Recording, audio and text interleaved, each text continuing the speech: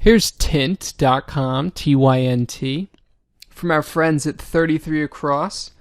And once you get to the web page, you go to products and then copy paste. And what this does is it's just a small piece of code that you're going to put into your website.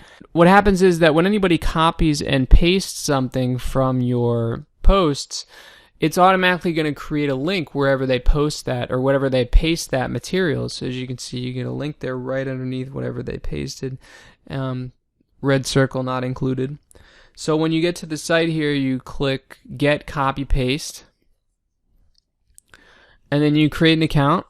You enter your email address. And then your website. Create a password, click continue.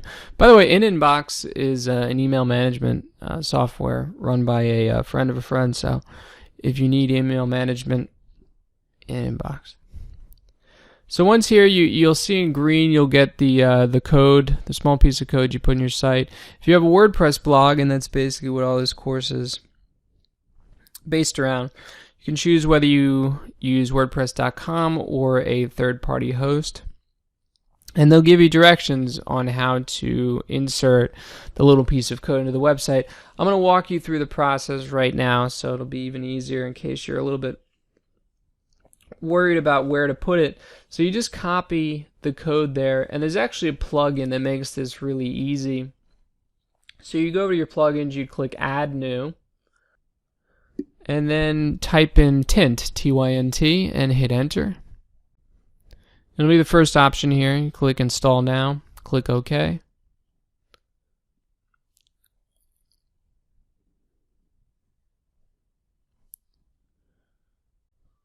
Plugin confirmed.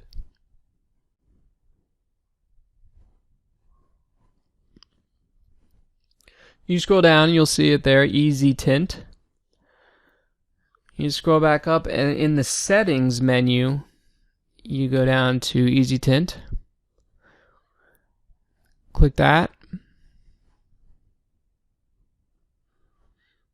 And then you're just going to paste that code in there. So it makes it really easy, and they'll put it where it should be automatically. You click Update Options.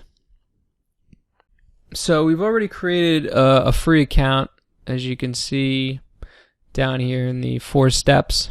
So that's it. You're pretty much done installing Tint onto your website. You want to back up your website before you install this plugin.